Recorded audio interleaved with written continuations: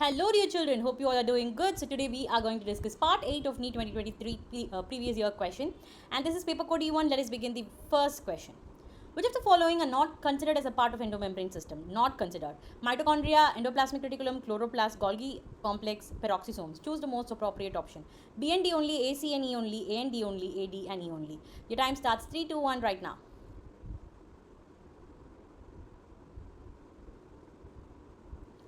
And the answer is A, C and E only. These are not considered the part of the endomembrane system.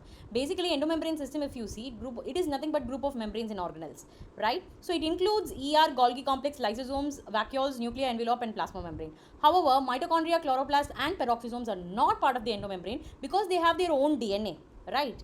They are semi-autonomous. Therefore, they are not considered, and they are involved in energy production and metabolism. Therefore, A, C and E. Next question. Given below are two statements. Statement 1, RNA mutates at a faster rate. Statement 2, viruses have RNA genome and shorter lifespan, mutate and evolve faster. In the light of the above statement, choose the correct answer. Both statement 1 and 2 are true. Statement 1 and 2 are false. Statement 1 is true, but statement 2 is false. Statement 1 is false, statement 2 is true. What do you think?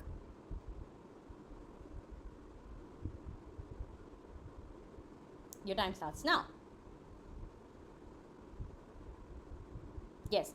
So both the statements are absolutely true. RNA is a single stranded molecule, which makes it less stable than DNA and more prone to mutation. Therefore, statement 1 is true because RNA mutates at a faster rate. Many viruses like influenza virus and even coronavirus have RNA as genetic material. These RNA viruses have short lifespan and replicate quickly, which means they go through more generations in a short time. This leads to faster mutation and evolution, making the statement 2 true as well. Match list 1 with list 2. List 1, CCK, GIP, ANF, ADH. So list 2, kidney, heart, gastric gland and pancreas. Correctly match them. Your time starts 3, 2, 1 right now.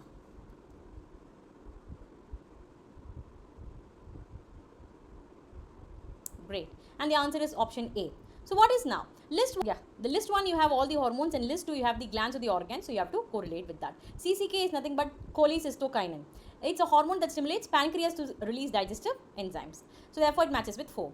GIP is gastric inhibitory peptide, therefore it is related to the gastric glands. So B matches with 3. ANF is atrial natriuretic factor, which is secreted by the heart and acts as a kidney to reduce and acts on the kidney to reduce blood pressure. C matches with 2, right? And ADH is antidiuretic hormone, and it is responsible for reabsorption in the kidney. Okay, given below are two statements. One is labeled assertion, another one is reason. Assertion. Endometrium is necessary for implantation of blastocyst. Reason, in the absence of fertilization, the corpus luteum degenerates that causes disintegration of endometrium. So, is both the statement true and R is the correct explanation? Both are true. R is not the correct explanation of A true, R false, A false, R true. Your time starts 3, 2, 1 right now.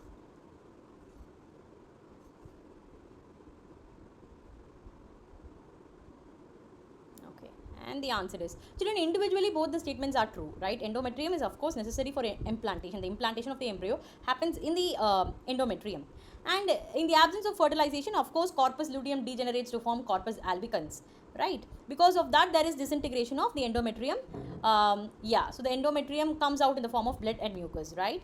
The endometrial layer. So that R is not correctly explaining, because the implantation proceeds depends on healthy endometrium, not on whether fertilization is happening or not, right? Yeah, healthy endometrium, healthy uterus VC. Healthy endometrium is what is needed for implantation, right? Match list 1 and list 2. List 1, ringworm, filariasis, malaria, pneumonia. List 2, Haemophilus influenza, trichophyton, Wucheria bancrofti, Plasmodium vivax.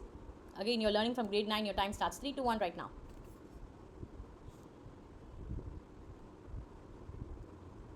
Two things are very obvious, right? Yeah, if you see, ringworm is a fungal infection which is related to trichophyton, but the well-known one here is filariasis, that is elephantiasis caused by Wucheria bancrofti, right? It is a parasitic worm. And malaria, very famous, it's caused by a protozoan parasite called Plasmodium vivax. Pneumonia is a lung infection which is caused by Haemophilus influenzae, right? Therefore option A is the right answer. List 1 and list 2 you have to match. List 1, Taenia, Paramecium, Periplaneta, Ferritima. So list 2, nephridia, contractile vacuole, flame cells and uricose gland. Your time starts 3, 2, 1 right now. All are the non-chordates, right? Yes.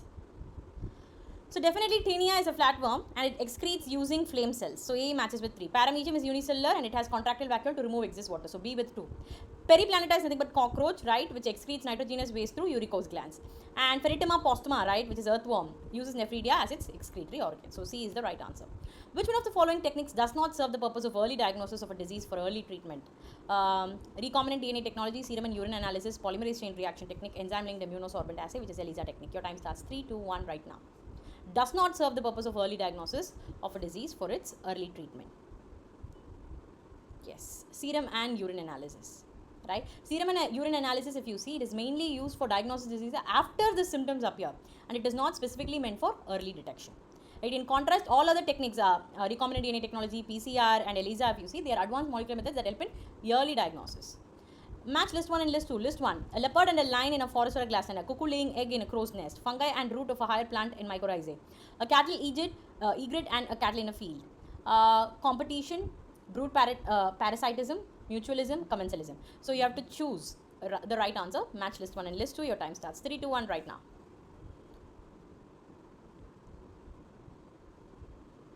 Alright. Yeah. So here if you see, a leopard and a lion live in the same habitat and compete for similar resources. Therefore, it is competition. A cuckoo laying its egg in crow's nest is an example of brood parasitism, where one species uses the parental care of another. And then fungi and roots of higher plants form mycorrhizae is a mutualism, right? Symbiotic relationship. Finally, the cattle egret and cattle show commensalism, where the egret benefits by eating insects stirred up by the cattle, right? While the cattle is unaffected here, right? So option A is the right answer. Last and the final questions. Ligaments are dense, irregular tissue, whereas cartilage is dense, regular tissue. Statement 1, statement 2. What do you think about the two statements? Both the statements are true, both the statements are false. Statement 1 true, statement 2 false, statement 1 false, statement 2 true. Your time starts 3, 2, 1 right now.